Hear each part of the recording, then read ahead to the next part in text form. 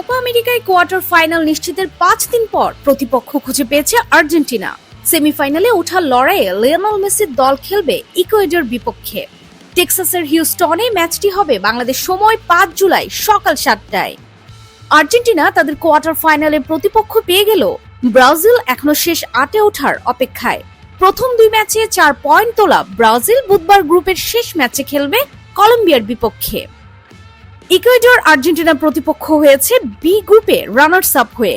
আজ গ্রুপে নিজেদের শেষ ম্যাচে মেক্সিকোর সঙ্গে গোল শূন্য ড্র করে ইকুয়েডর।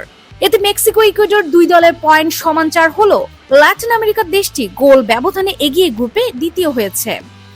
একই গ্রুপের অন্য ম্যাচে জ্যামাইকাকে 3-0 গোলে হারিয়েছে ভেনেজুয়েলা। আগেই কোয়ার্টার ফাইনাল নিশ্চিত করে ফেলা ভেনেজুয়েলা 9 পয়েন্ট নিয়ে গ্রুপ সেরা হয়ে শেষ 8-এ পেয়েছে কানাডাকে। 6 জুলাই ভেনেজুয়েলা কানাডা ম্যাচের জয়ী দল সেমিফাইনালে খেলবে আর্জেন্টিনা ইকুয়েডরের মধ্যে জয়ী দলের বিপক্ষে। এ ও বি গ্রুপের সব ম্যাচ শেষ হয়ে কোয়ার্টারের সমীকরণ মিলে গেল, সি ও ডি গ্রুপের শেষ ম্যাচ এখনো বাকি। আগামীকাল সি গ্রুপের ম্যাচ খেলবে যুক্তরাষ্ট্র, উরুগুয়ে ও বলিভিয়া পানামা। বলিভিয়া ছাড়া বাকি 3 দলই এখনো কোয়ার্টার ফাইনালে দৌড়ে আছে।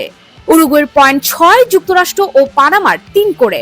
ডি গ্রুপের ম্যাচ হবে বাংলাদেশ সময় বুধবার সকালে, যেখানে ব্রাজিলের প্রতিপক্ষ কলম্বিয়া, প্যারাগুয়ের প্রতিপক্ষ কোস্টারিকা। এই গ্রুপে প্যারাগুয়ে এরই মধ্যে ছিটকে পড়েছে। কলম্বিয়া 6 পয়েন্ট নিয়ে শীর্ষে, ব্রাজিল 4 পয়েন্ট নিয়ে 2-এ ও কোস্টারিকা 1 পয়েন্ট নিয়ে তৃতীয় স্থানে আছে। Desk report, team sports news.